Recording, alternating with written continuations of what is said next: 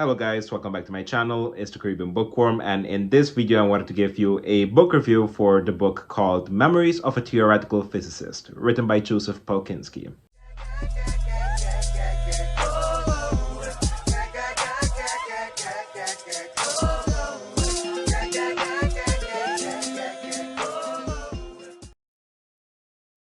Now, to start off, this book written by Joseph Polchinski, it is an autobiography basically of Joseph Polchinski, who was, as I stated before, a theoretical physicist, and in particularly he is well known within the community of string theorists. And string theory, if you don't happen to know exactly what it is a theory that is proposed to be both a theory of quantum gravity, so something which unifies the laws of gravitation, at least as understood by the best model we have in physics, general relativity. It ties that with our other best theory for describing nature, and that is quantum mechanics, or more specifically, quantum field theory. Now, Joseph Polchinski, the role he played might not be as well known to the public eye as perhaps some of the science communicators who are also string theorists, like Michio Kaku or Brian Greene, who are very notable in the science communication realm. But perhaps Polchinski might be of your interest, especially if you want to learn a little bit about some of the research topics that actually are entailed in the field of string theory. So without further ado, let's start off with my review of the book. So the book is very short and also freely available on Arxiv, so the link for that will be in the description down below. And it is a quick read, in my opinion. It is about 151 pages, so I think you can easily go through it. And it is very interesting, albeit I will start off by saying that the book, though it is a very engaging read, especially if you really like the physics that is being talked about, it is highly technical, and that I can't shy away from saying. Like, I would say something like, well, you can read the book, there are some technical bits, but you will be fine. But in this case, I think you would be fine if you're okay maybe Googling or using ChatGPT to interpret some of the things being said. But in order to comfortably read it, you do have to be okay with some of the jargon that is being said, especially when it comes to things regarding quantum mechanics or general relativity, because basically, since it is an autobiography, he isn't writing this for the pure, like you could say, popular science like audience. He is writing this as an autobiography. He is simply having, you could say, a dialogue with the reader as to the things he worked on in his life. So some of these things, especially in a field as complex as string theory, happen to be very abstract and very technical. So that is something you should be aware of before jumping into this short but really good autobiography. Now, I'm not going to talk about pros and cons as I usually do with my book reviews. As a matter of fact, I'm just gonna freestyle this, talk about some things which I really liked about the book, some things which I think you would also find interesting, and just some takeaways I had from it in general, and just talk about the topic in general and the person, of course. So in terms of the person and his experiences, Joseph Polchinski, I like that throughout the book he was very modest and honest about the fact that he is a very shy person, and this perhaps might have limited him to have been possibly part of big contributions in his field, in the sense of that moments where he could have reached out to some of his peers in order to be a part of some paper which would have been a big, like you could say, breakthrough in the field. Because of his shyness and because of his lack of assertiveness, he missed out on certain opportunities. So I admired that self-reflection and that honesty basically on his end of things, and also that he acknowledged that in the future he needed to work on, or after some time he needed to work on this, because of course he became a lecturer and then a professor eventually. So he needed to teach students, and to teach, like, in essence, you need to have this, you could say, persona basically, at which you can convey like your content without making your students feel too detached from you, so to say, if you really care about teaching. So this was an interesting challenge which throughout the book you see him address every now and then, and you even see how in later stages of his life he still wasn't at full grasp with like his shyness. Like, it was still a part of him which he learned to deal with, but wasn't 100% in the back burner. So that was interesting about Joseph Polchinski. Another thing was his experiences, especially him going through university. So at some point he went to the university. I think, if I'm not mistaken, it was one of the UC, University of California, I think San Diego, where basically he took classes, or he met basically Richard Feynman. And it was during the period at which, when Feynman was teaching, he was having this small, you could say, class or project called Physics X, which was basically a class which I've heard of somewhere else before. I don't remember where exactly now, but I've heard about it, and it sounded like such a cool concept, and must have been very privileged to have been part of that class. It's basically a class in which a bunch of students would come. A lot of times would be undergrad, but sometimes even grad students. They would sit in a lecture hall, and Richard Feynman would be there, like I think once a week or something, and they just ask him questions, and he would just answer them. Like, it could be questions about anything regarding physics, so whatever their heart's content came to mind, basically. And students would ask him from very applied physics stuff, like, oh, why do we have the colors of the rainbow? I need to explain that. Or to very, very technical stuff regarding something like quantum mechanics and quantum computing even. And he even mentioned a specific problem, which, if the class was really quiet and everyone was, you could say bored or something, Feynman himself would pause it in order to challenge the students there. Like, it was something, there was a particular challenge I remember, where it was the square root of a Fourier transform, and seeing at which way at which you take the Fourier transform, this taking the square root would yield the same values. And it had something to do with the rotation of the functions. It was super cool. I don't remember it 100% from the top of my head, but stuff like that made me really curious as to a lot of these physicists that we now know of today as contributors to their field.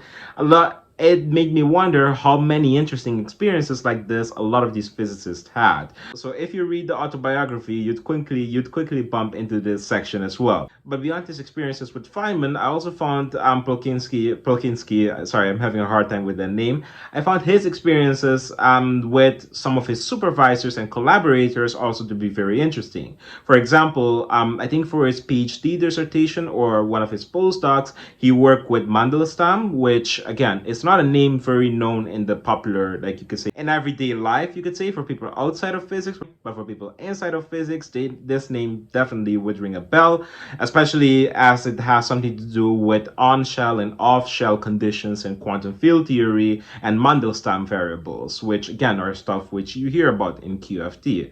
And besides his work with Mandelstam, he also worked with some very notable string theorists that are very prominent now. For example, one of his people that were of the same age as he was, Andrew Strominger, which is a theoretical physicist, string theorist, and is particularly well known for his work with Qumrum Vafa on fuzzballs, which is this alternative description for black holes, which is very fascinating. So in order to tackle the black hole information paradox, in which you have, well, how does information actually escape from a black hole, since you need to have information be conserved in the universe, one of the ways in which people decided to tackle this was with the fuzzball, which in essence is the same philosophy as you would have with neutron stars, but applied to an even higher extreme. So when you have, for example, in the case of a stellar black hole or a stellar collapse, when you have a star collapsing, when it comes to neutron stars, you have various nuclear reactions happening, which kind of transmute protons to neutrons. And you can have this very condensed substance. Now, if this collapse was to happen further, instead of it going down to a black hole, as at least you'd get with classical theories like GR, the way in which string theory tackles this is that you get a even more disentangled system in that star. Instead of there being loose neutrons and perhaps loose quarks, as is posited basically by the theory of having a quark star or strange matter star, you have this you could say condensed network of strings basically. So this vibrating stringy object, which basically encapsulates the entire surface of what we would call a black hole, which is very fascinating. This means basically that it tackles the singularity problem, because instead of having this singularity, the space-time singularity in the black hole, actually the inside of the black hole is pushed out. So all of the content basically that is in the the celestial body is kind of from the interior pushed towards the surface of it, and on that surface is the entirety of what you have of the content. So it's like an empty eggshell, you could say, and that eggshell, or the you could say the thing which makes up the eggshell, is the stringy network, which would be the fuzzball, which is very fascinating. And you still get your classical black hole by looking at the extreme redshift of something. Basically, the light will never reach your eyes, and it still looks black at the end of the day. So it's a fascinating way of looking at things. Polchinski also worked with Scherminger on some things related to black holes, as well as some things related to flux compactification. And where Polchinski work shined, it seems, was working especially with something called T-dualities. Now, I noticed that I'm seeing a lot of jargon, and I'm trying to justify all of them to create a coherent picture. With T-dualities, or with dualities in general, this is a framework especially relevant for string theorists, at which you can have one mathematical theory which might seem entirely detached from another mathematical theory, but at the end of the day, after doing some work, you notice that these two mathematical frameworks are actually the same thing. They're two sides of the same coin. But perhaps, for example, if you have one mathematical theory of something here, like a random example would be like the framework which describes excited states of an electron as a harmonic oscillator or something. Then the other framework, which might be something entirely else, might actually represent the same system, but perhaps in an excited state or something. So it is abstract, but it is a way basically to create the connection between two frameworks which look at least mathematically different, but are at the end of the day the same thing. So this is what dualities entail. And T-dualities have allowed string theorists to kind of create connections between different types of string theories, because even though I mentioned, or we're constantly talking about string theory, there are many types of string theory, and there were a lot more types of string theories, if I'm not mistaken, than the ones I'm going to mention. In particular, at the end of the day, people came out to know that there were 5 string theories, if my numbers are not incorrect, you could say.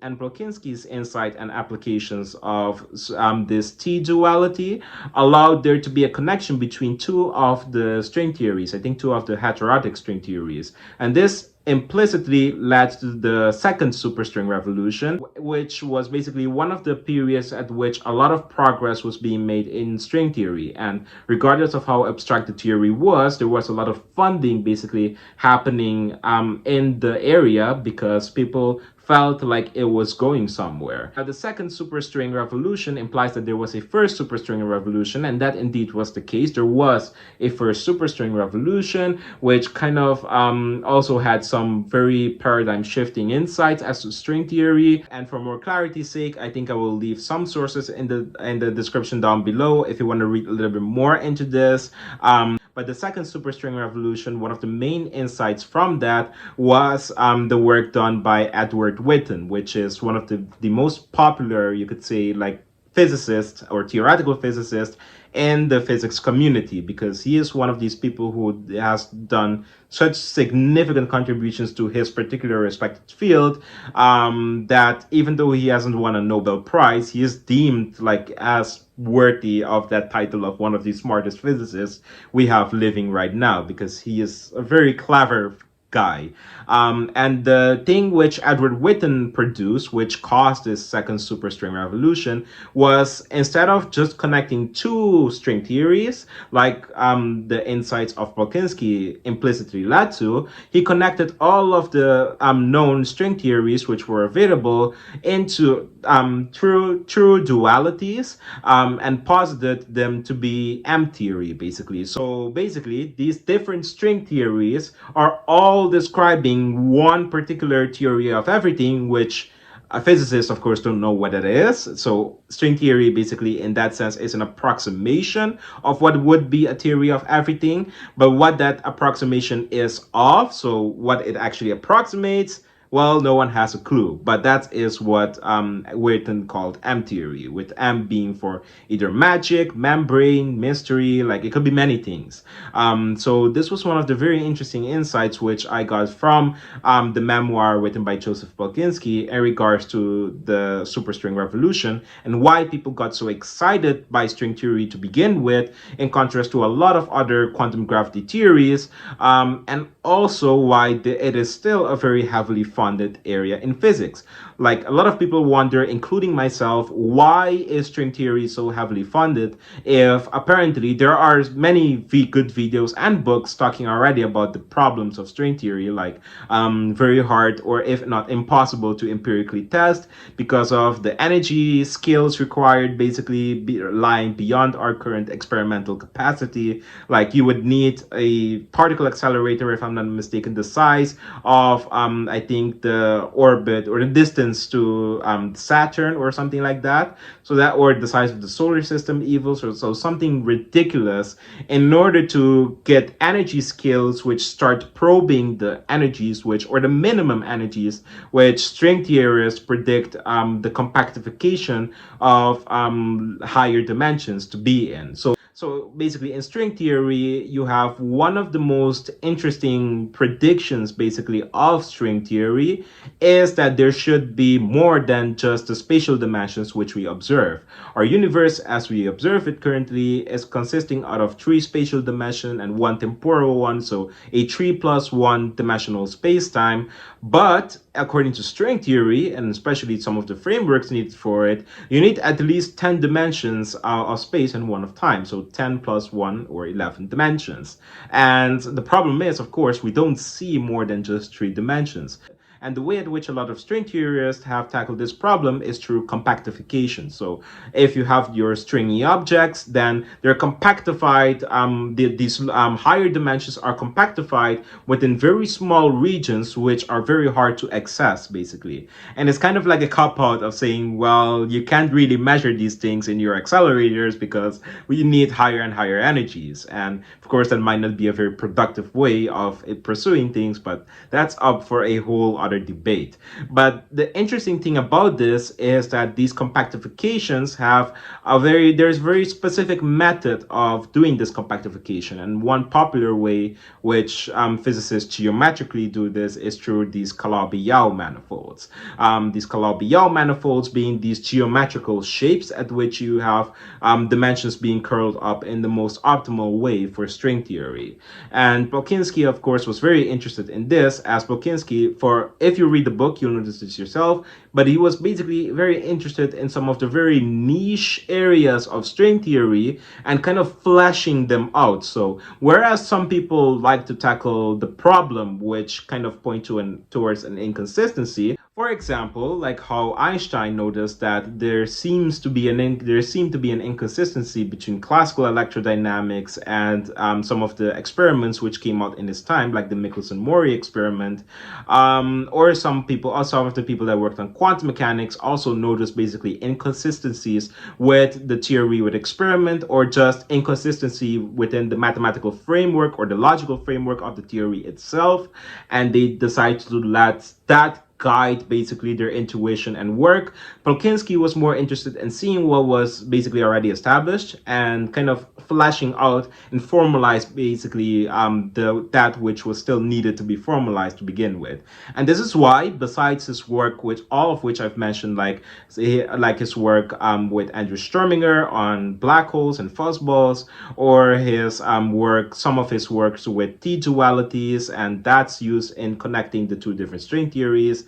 And also another one, if not one of his most popular works, probably might be his work on D-branes. And D-branes are, again, very abstract thing, but has to do with if you have strings, and strings can pertain in higher spatial dimensions, so more than 3 spatial dimensions, then the ends of the strings rely all on this object known as a brane. And D-branes, standing for Dirichlet branes, particularly allude to some of the boundary conditions needed to have the ends of your string, whatever that those conditions might be. Polchinski's work on D-branes particularly p-branes, which is a special case of d-branes, also led to some important insights as to ways of going about doing string theory or string field theory. Besides all of that work, he's also, and most famously, I think, besides all of that work, he is also a very well known, and I think very likely most famously well known, at least in the physics community,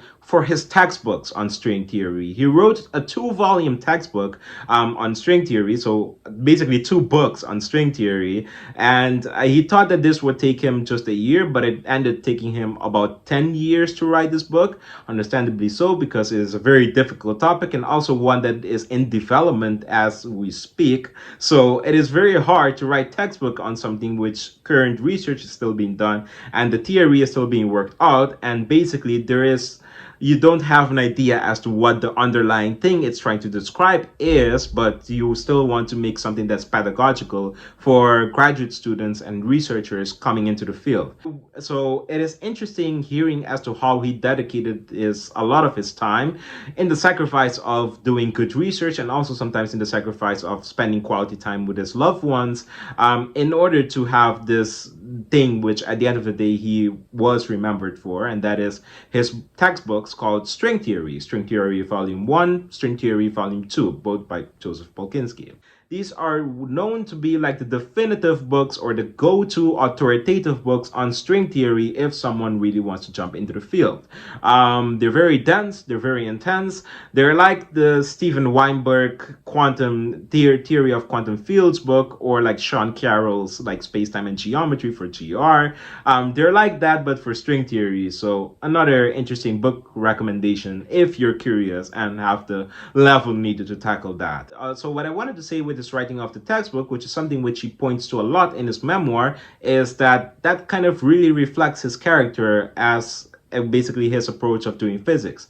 Joe Polchinski was very interested in fleshing out and formalizing things and really understanding things as best as he could, in contrast to like just simply grabbing something, not fully understanding it, working on it, and seeing where things take you that way.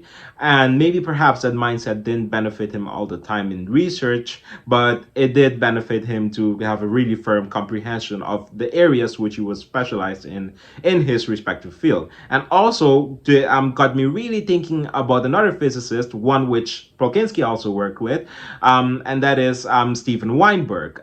Stephen Weinberg is a very well-known theorist and also won a Nobel Prize for his work on the electroweak unification, so unifying the electromagnetic force with the weak force, basically, through some quantum field theory goodness. And Weinberg is also known to be both a great teacher and also has some really good textbooks out there on physics. So I mentioned one of them before, which was his books on quantum field theory, but he also has a really good book written on cosmology, and that one was one which Weinberg wrote in a similar sense as to what Polchinski wrote with his string theory books, but took very likely less time.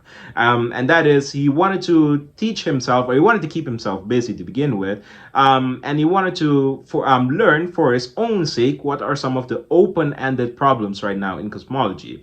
So it's setting himself up for writing a textbook kind of forced him to learn and read and become acquainted with everything that is happening in cosmology. And he wrote one of the very, very good, or one of the authoritative books that we have nowadays on cosmology as well. And I happen to have that book, and I can really say and confirm with first-hand experience, it is indeed a really good book, and I highly recommend it. To close things off as to the autobiography, which I wanted to talk about, I talked about a bunch of fun facts and things which Polchinski worked on, and especially talked a little bit about string theory itself, which is something which I'm finding increasingly fascinating. Of course, at the end of the day, Polchinski died in 2018 after a couple of, I think, 2 years or so after having gotten a brain tumor diagnosis.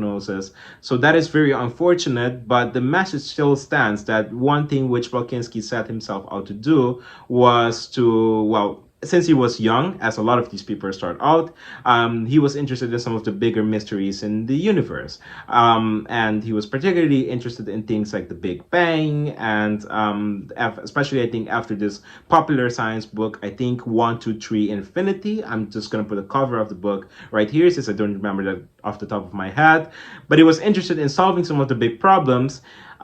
He wasn't able to solve, of course, the big problems, because in science, you're at the end of the day just adding towards this Tower of Babel. You're adding little pieces of the puzzle in order to, at the end of the day, hope that it becomes something bigger and flashed out.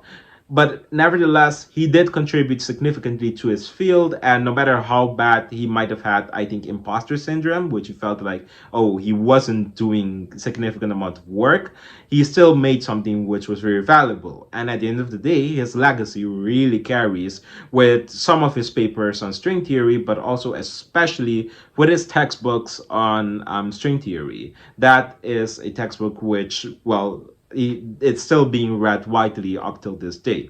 So this was a bit of a longer review, and also I didn't have a lot of negative things to say because, well, it's an autobiography, and also I didn't personally have a lot of negative things to say about the book, besides, of course, the fact that it is highly technical. So know who you are and be aware that it is not going to be a breeze of a read, basically. So besides all of that, I hope I made you curious about this book if you haven't read it already. But if you have, do let me know what you thought of it in the comments down below. And again, if you want to read it, it's something which you can read for free. There's an archive link right in the description, and you can easily go through it, read it, and let me know what you think afterwards. So I hope to hear of you guys very, very soon, and stay tuned for more content, of course. Bye-bye.